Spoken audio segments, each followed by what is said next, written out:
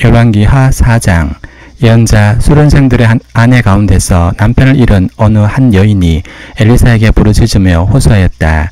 예언자님의 종인 저의 남편이 죽었습니다. 예언자님께서도 아시다시피 그는 주님을 경외한 사람이었습니다. 그런데 빚을 준 사람이어서 저의 두 아들을 자기의 노예로 삼으려고 데려가려 합니다. 엘리사가 그 여인에게 말하였다. 내가 어떻게 하면 도움이 되겠는지 알려주시오. 집안에 무엇이 남아있소? 그 여인이 대답하였다. 집 안에는 기름 한 병 말고는 아무것도 없습니다. 엘리사가 말하였다. 나가서 이웃 사람들에게 빈 그릇들을 빌려오시오. 되도록 많이 빌려와서 두 아들만 데리고 집으로 들어가 문을 닫고 그 그릇마다 모두 기름을 부어서 채워지는 대로 옆으로 옮겨 놓으시오. 그 여인은 엘리사 곁을 떠나 두 아들과 함께 집으로 들어가 문을 닫고 그 아들들이 가져온 온 그릇에 기름을 부었다. 그릇마다 가득 차자 그 여인은 아들들에게 물었다. 그릇이 더 없느냐? 아들들은 그릇이 이제 더 없다고 대답하였다. 그러자 기름은 더 이상 나오지 않았다. 여인은 하나님의 사람에게로 가서 이 사실을 알렸다. 하나님의 사람이 그에게 말하였다. 가서 그 기름을 팔아 빚을 갚고 그 나머지는 모자에 생활비로 쓰도록 하시오.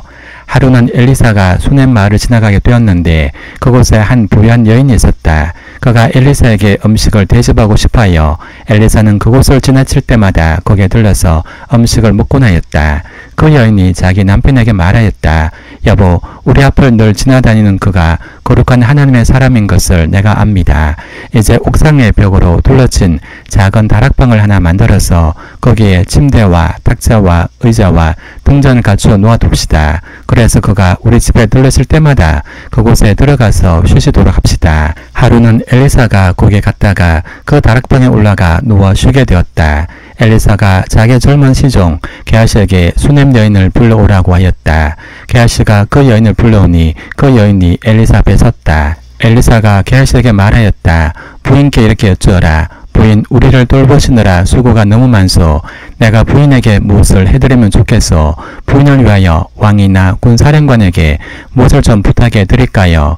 그러나 그 여인은 대답하였다. 저는 저희 백성과 한데 어울려 잘 지내고 있습니다. 엘리사가 게하시에게 물었다. 그러면 내가 이 부인에게 무엇을 해주면 좋을까? 게하시가 대답하였다. 생각나는 것이 있습니다. 이 부인에게는 아들이 없습니다. 그의 남편은 너무 늙었습니다.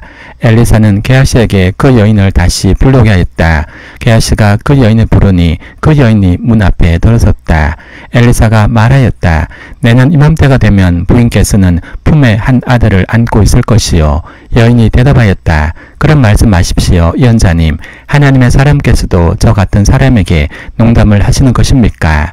그러나 그 여인은 임신하였고 엘리사가 말한 대로 다음에 같은 때에 아들을 낳았다. 그 아이가 자랐는데 하루는 그 아이가 자기 아버지가 곡식 빼는 사람들과 함께 곡식을 거두고 있는 곳으로 나갔다.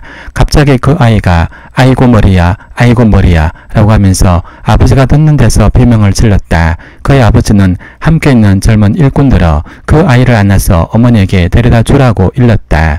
그 일꾼은 그 아이를 안아서 그의 어머니에게로 데리고 갔다. 그 아이는 점심때까지 어머니의 무릎에 누워있다가 마침내 죽고 말았다. 그러자 그 여인은 옥상으로 올라가서 하나님의 사람이 눕던 침대 위에 그 아들을 눕히고 문을 닫고 나왔다. 그리고 그 여인은 남편을 불러서 이렇게 말하였다. 일꾼 한 사람과 암나귀 한 마리를 나에게 보내주십시오. 내가 얼른 하나님의 사람에게 다녀오겠습니다. 남편이 말하였다. 왜 하필 오늘 그에게 가려고 하오? 오늘은 초하루도 아니고 안식일도 아니지 않소. 그러나 그의 아내는 걱정하지 말라고 대답하며 나귀에 안장을 지우고 일꾼에게 말하였다. 내가 말하기 전까지는 놓두지 말고 힘껏 달려가자. 이 여인은 곧 갈멜산에 있는 하나님의 사람에게 이르렀다. 때마침 하나님의 사람이 멀리서 그 여인을 보고 그의 시종 게하시에게 말하였다. 저기 수넴 여인이 오고 있구나. 달려가서 맞아라. 부인께 인사를 하고 바깥 어른께서도 별거 없으신지 그리고 아이도 건강한지 물어보아라. 게하시가 달려가서 문안하자 그 여인은 모두 별거 없다고 대답하였다. 그런 다음에 곧 그 여인은 산에 있는 하나님의 사람에게로 가서 그의 발을 꼭 껴안았다. 게하시가 그 여인을 떼어 놓으려고 다가갔으나 하나님의 사람이 말리면서 말하였다. 그대로 두어라. 부인의 마음속에 무엇인가 쓰라린 괴로움이 있는 것 같구나. 주님께서는 그가 겪은 고통을 나에게는 감추시고 알려주지 않으셨다. 여인이 엘리사에게 말하였다. 예언자님, 제가 언제 아들을 달라고 하였습니까? 저는 오히려 저 같은 사람에게 농담을 하지 마시라고 말씀드리지 않았습니까? 엘리사가 게하시에게 말하였다. 허리를 단단히 묶고 내 지팡이를 들고 가거라. 길을 가다가 어떤 사람을 만나도 인사를 해서는 안 된다. 인사를 받더라도 그에게 대꾸를 해서는 안 된다. 그리고 가거든 내 지팡이를 그 아이의 얼굴 위에 놓아라. 그러나 아이의 어머니는 말하였다. 주님의 살아계심과 예언자님의 목숨이 살아계심을 두고 맹세합니다. 저는 어떤 일이 있어도 예언자님을 떠나지 않겠습니다. 엘리사는 하는 수 없이 일어나서 그 부인을 따라 나섰다. 게하시가 그들보다 먼저 가서 그 아이 얼굴에 지팡이를 올려놓아 보았으나 아무런 소리도 없었고 아무런 기척도 없었다. 게하시가 엘리사를 맞으려고 되돌아와서 그에게 말하였다. 아이가 깨어나지 않습니다. 엘리사가 집안에 들어가서 보니 그 아이는 죽어 있었고 그 죽은 아이는 엘리사가 눕던 침대 위에 누워 있었다. 엘리사는 방 안으로 들어가서 문을 닫았다. 방 안에는 엘리사와 그 죽은 아이 둘뿐이었다.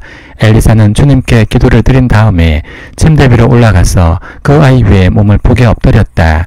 자기 입을 그 아이 입 위에 두고 자기 눈을 그 아이의 눈 위에 두고 자기의 손을 그 아이의 손 위에 놓고 그 아이 위에 엎드리니 그 아이의 몸이 따뜻해지기 시작하는 것이 아닌가.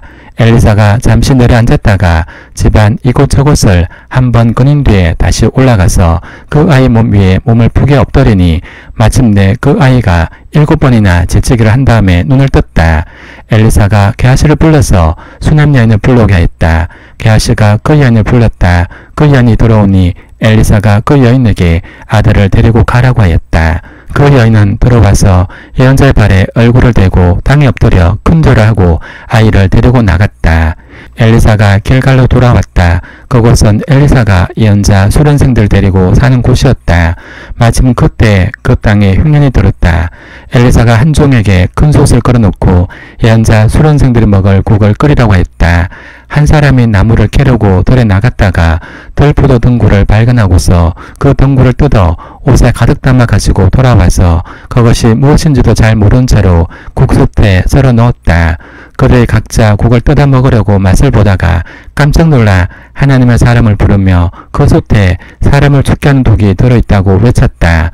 그래서 그들이 그 국을 먹지 못하고 있는데 엘리사가 밀가루를 가져오라고 하여 그 밀가루를 솥에 뿌린 뒤에 이제는 먹어도 되니 사람들에게 떠다 주라고 하였다. 그러고 나니 정말로 솥 안에는 독이 전혀 없었다. 어떤 사람이 발살리사에서 왔다. 그런데 맨 먼저 거둔 보리로 만든 보리빵 20덩이와 자루에 가득 담은 핵국식을 하나님의 사람에게 가지고 왔다. 엘리사가 그것을 사람들에게 주어서 먹게 하라고 하였더니 그의 시종은 벽에 명예된 사람들 앞에 그것을 어떻게 내놓겠느냐 하였다. 그러나 엘리사가 말하였다. 사람들에게 주어서 먹게 하여라. 주님께서 말씀하시기를 먹고도 남을 것이라고 하셨다. 그리하여 그것을 100명이 된 사람들 앞에 내놓으니 주님의 말씀처럼 사람들이 배불리 먹고도 남았다.